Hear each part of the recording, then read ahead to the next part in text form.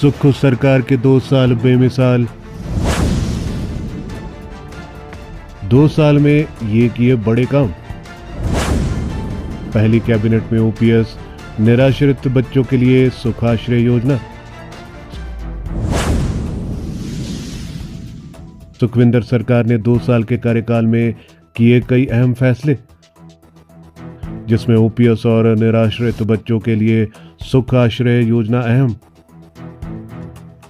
हिमाचल में दिसंबर 2022 को सत्ता परिवर्तन हुआ और सुखविंदर सिंह सुक्खू के नेतृत्व में कांग्रेस की सरकार बनी। कांग्रेस ने चुनाव पूर्व 10 गारंटियां दी थी। कांग्रेस सरकार का दावा है कि सत्ता में आने के बाद उन्होंने सभी गारंटियों को पूरा करने की दिशा में काम किया है। सीएम सुखविंदर सिंह सुक्खू ने सत्ता संभालते ही अपनी प्राथमिकताओं को तय कर लिया था। सीएम सुक्खू ने दावा किया है कि वह सत्ता में सत्ता सुख के लिए नहीं, बल्कि व्यवस्था परिवर्तन के लिए आए हैं।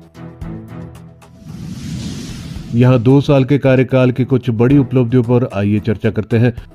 यह जानने की कोशिश करते हैं कि सीएम सुखविंदर सिंह सुक्खू के नेतृत्व वाली कांग्रेस ने समाज के किन वर्गों के लिए सुख के समाचार सृजित किए हैं। ये सुख समाचार 2 साल के कार्यकाल के हैं। ओपीएस देकर जीता कर्मचारियों का दिल। कांग्रेस ने चुनाव पूर्ण वादा किया था कि सत्ता में आने पर पहली ही कैबिनेट मीटिंग में ओल्ड पेंशन स्कीम लागू की जाएगी।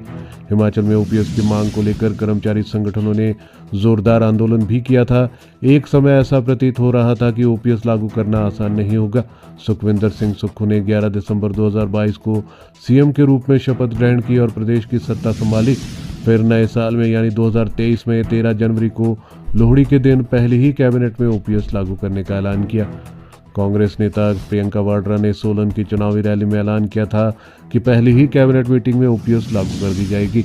सुखविंदर सिंह सुक्खू के नेतृत्व वाली कांग्रेस ने प्रियंका वाड्रा के इस वादे का मान रखा। राज्य के 1,36,000 करीब कर्मचारियों को ओपीएस का लाभ मिलने का रास्ता प्रशस्त हुआ। कर्मचारी संगठनों ने इस तोहफे के लिए अनेक मंचों से सीएम सुखविंदर सिंह सुक्खू का आभार जताया। ये बात अलग है कि अभी राज्य सरकार के खजाने पर ओपीएस का इम्पैक्ट आने में समय है। सरकार का दावा है कि हजारों कर्मचारियों को ओपीएस का लाभ मिलने लगा है और उनकी पेंशन में उल्लेखनीय बढ़ोतरी हुई है।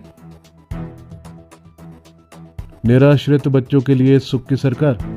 सीएम सुखविंदर सिंह सुक्खू शपथ ग्रहण करने के बाद सबसे पहले शिमला के टूटीकंडी स्थित निराश्रित बच्चों के आश्रम में पहुंचे। उन्होंने बच्चों से मुलाकात की। सीएम ने 2023 की पहली जनवरी को रविवार के दिन सुखाश्रय योजना का शुभारंभ किया।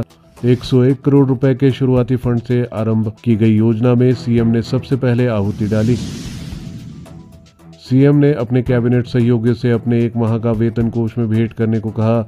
अब सुखाश्रय योजना में निराश्रित बच्चों को मासिक जेब खर्च, निःशुल्क हायर एजुकेशन लोन, घर बनाने के लिए मदद, स्टार्टअप के लिए सहारा दिया जा रहा है। इन बच्चों को एक्सपोजर विजिट्स पर ले जाया जाता है। हवाई यात्रा का सुख भी इन बच्चों को दिया जा रहा है। करीब 6,000 निराश्रित बच्चे इससे लाभ उठा रहे हैं। ये बच्चे अब चिल्ड्रन ऑफ स्टेट कहलाते हैं। आपदा राहत कोष में दी जीवन भर की पूंजी।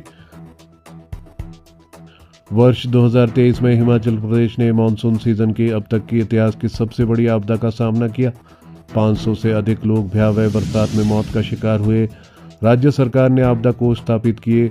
सीएम सुखविंदर सिंह सुक्खू ने 15 सितंबर 2023 को अपने सभी बैंक खातों में जमा कुल पूंजी में से 51 लाख रुपए निकाले और आपदा कोष में भेंट कर दिए।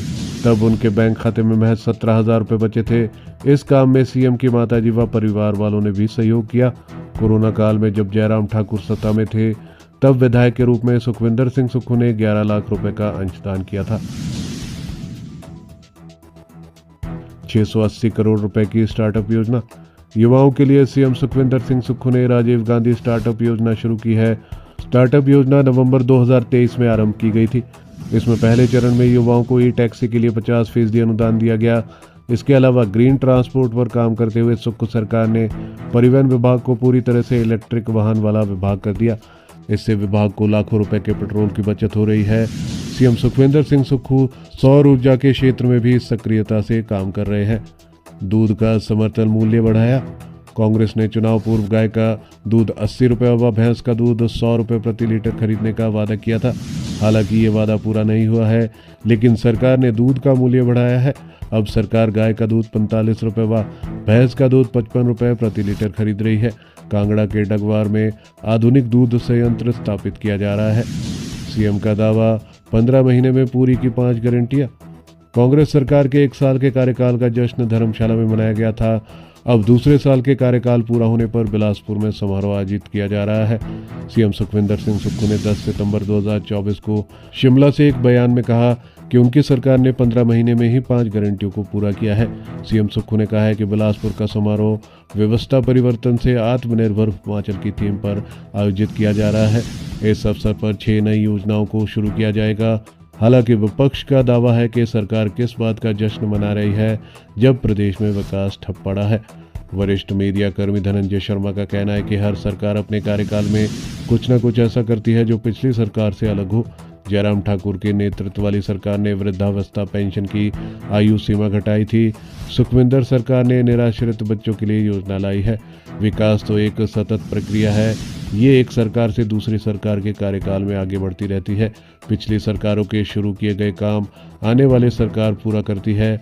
ऐसे में मौजूदा सरकार के कार्यकाल का आकलन करें तो आने वाले समय में चुनाव के जरिए जनता ही तय करेगी कि किसका काम अच्छा रहा।